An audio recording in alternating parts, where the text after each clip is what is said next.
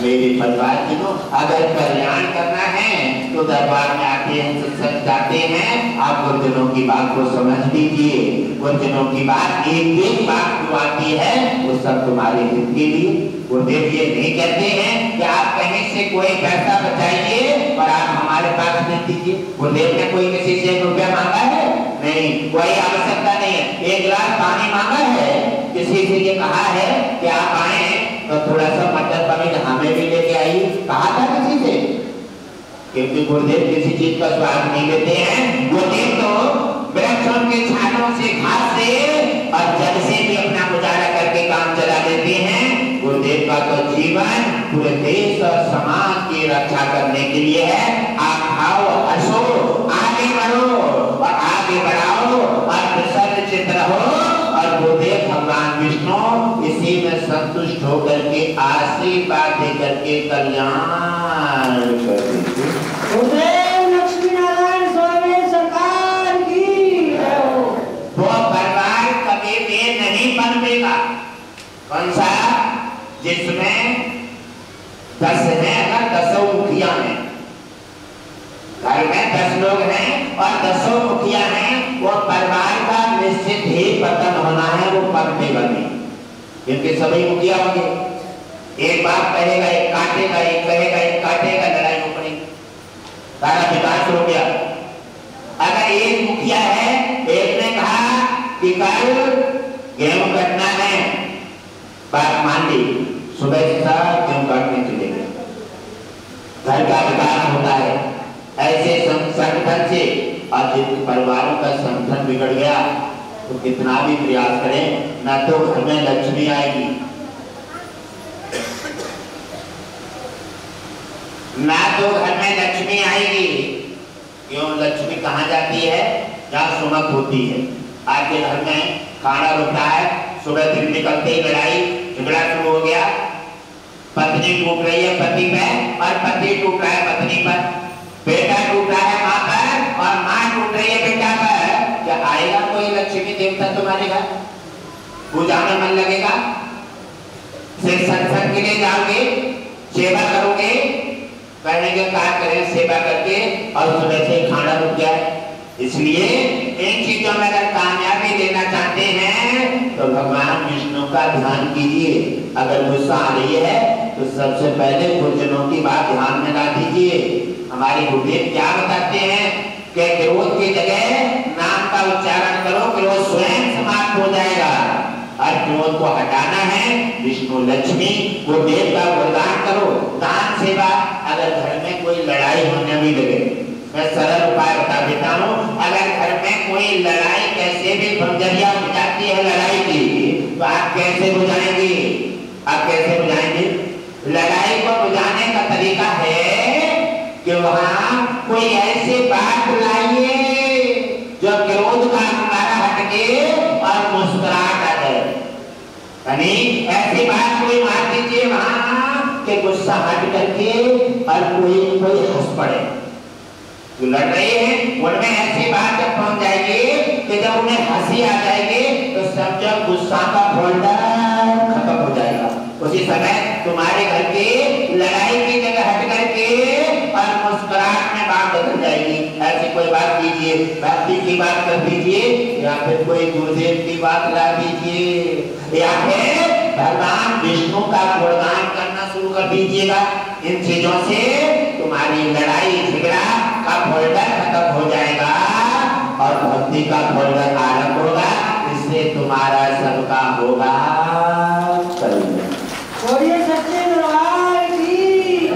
गुरुदेव जो भी बात बताते हैं तुम्हारे कल्याण की, तुम्हारी समस्या समाधान की, घर में सुमत लाने की, गरीबी हटाने की, रोग मुक्त करने की, रोग से हटे, सारी चीजें गुरुदेव बताते हैं तुम्हारे हित की।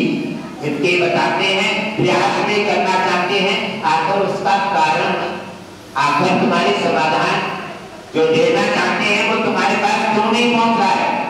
और जो मार्ग देते हैं आखिर उसको क्यों नहीं समझ रही है? इसका कारण क्या है? कारण ये है या तो तुम गुरुदेव की बातों पर ध्यान नहीं दे रहे हो या पालन नहीं कर पा रहे हो। आज तो जाओगे, सत्संग जाओगे और घर गए, थोड़ी सी बात आई, आज चलो 50 रुपए नहीं खर्च हो जाएंगे, किराए में भी बचा लो। लालच में जाकर के सत्संग नहीं गए, आखिर क्या करोगे पैसे का? वो 50 रुपए किस काम आएंगे? और तब तक यमराज का नोटिस आ गया, यमराज का नोटिस आ गया, 50 रुपए रखे रह गए, तुम्हें चले गए, क्या करोगे उन रुपए का?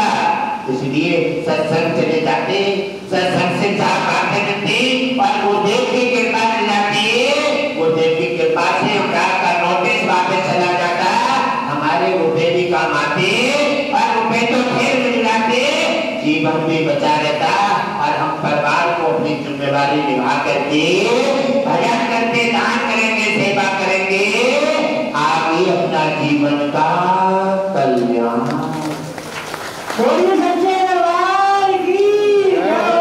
मेरे परिवारजनों गुरुजनों की बात पर ध्यान दें और आपकी जो भी बात है सब आपके हित की है, आपकी समस्या हटाने की है, आपकी समस्या छूमंतर हो जाएगी, पता ही नहीं लगेगा कितने कहाँ चली गई, आपकी गरीबी भी पता नहीं लगेगा कितने कहाँ चली गई, आपकी बीमारी पता नहीं लगेगा कितने कहाँ उड़ गई, और यमराज को तुम्हें छू नहीं सकता, यमराज आपको छू नहीं सकता। कब? जब आप गुरुजनों की बात पर ध्यान दे देंगे। गुरुदेव ने कहा है हम वही करेंगे, गुरुदेव ने कहा है हम भगवान विष्णु का सोते जगते करते करते गुणगान और प्रचार करेंगे।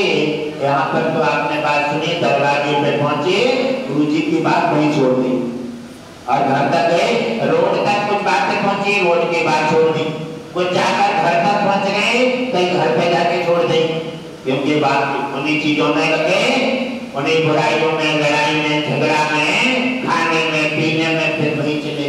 क्या कहते हैं? काग पड़ाए पिंजरा और पड़ गए चारों वेद, जो सुध आए कुटुंब के तो रहे ढेर के ढेर।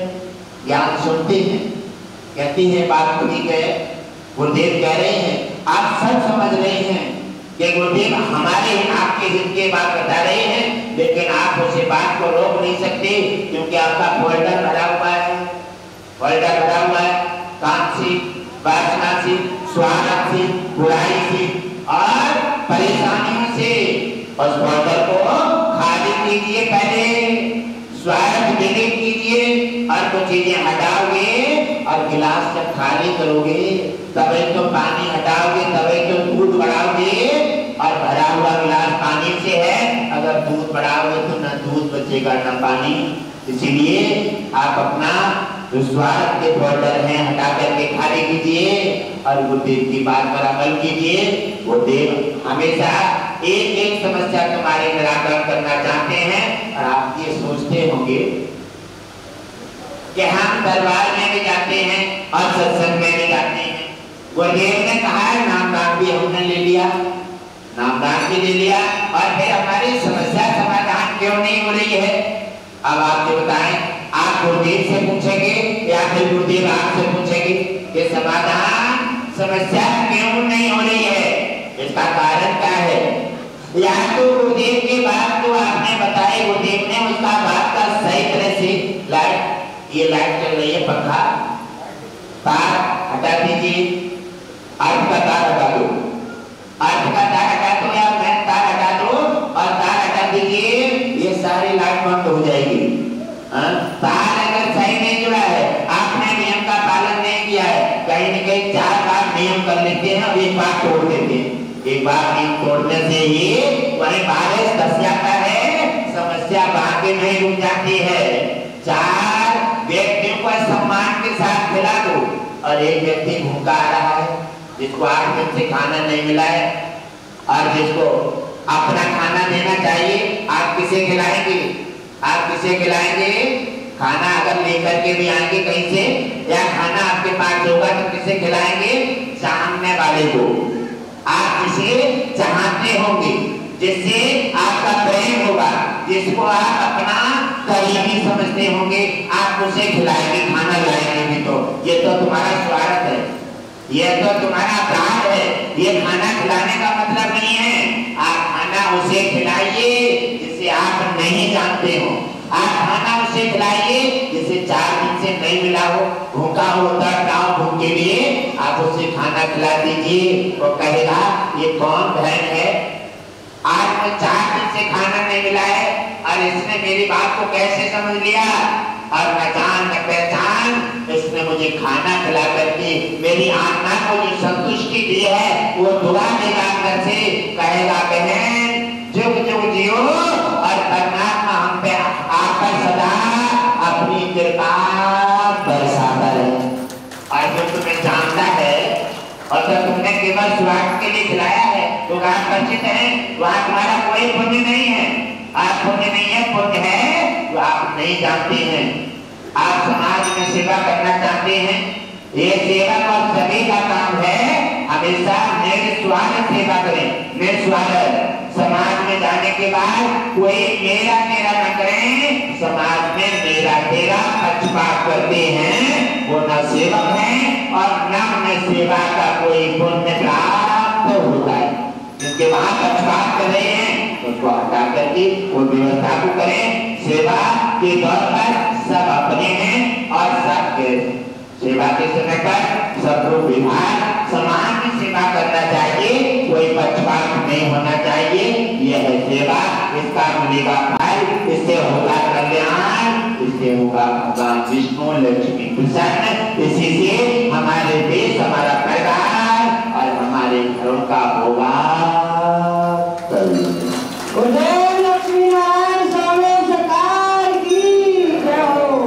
मेरे परिवारजनों कल्याण पाने के लिए हमें कुछ बनाना पड़ता है। पौधा के पास अब गर्मी आ गई है, छाया के लिए कितने दिन से पौधा तैयार करना पड़ता है। पौधा नहीं लगाओगे और किसी के नीचे पौधे के लाके बैठ जाओगे ताकि छाया तो आपको बैठने देगा और नहीं झाड़ू उठा लेगा, मने नहीं करेगा, झाड़ू उठा लेगा। जब कूड़ा उड़ाएगा तो आप अपने आप उठ जाएंगे। और आपका पौधा है तो आप आराम से अपने के नीचे बैठेंगे। पौधा एकदम बड़ा नहीं होता है। ऐसे तुम्हारी भक्ति, तुम्हारा दान, तुम्हारी सेवा और गुरु का आदेश एकदम तुम उसे ग्रहण नहीं कर सकते। इसलिए पौधा धीरे धीरे लगाइए, गुरु की बात पर अमल कीजिए और गुरु की बात एक एक चुन करके अंतर्कट में उतारिए, अमल कीजिए। एक एक बात तुम्हारे जीवन में, परिवार के हित में, समाज और सनातन के हित में तब तक पर आएगी और आकर के इन चीजों पर अमल करोगे, तुम्हारा देश का, समाज का, सभी का होगा कल्याण और सभी की मनोकामना पूरी होगी। संकट कोई भी हो, वचनों की बात को समझ लो, संकट है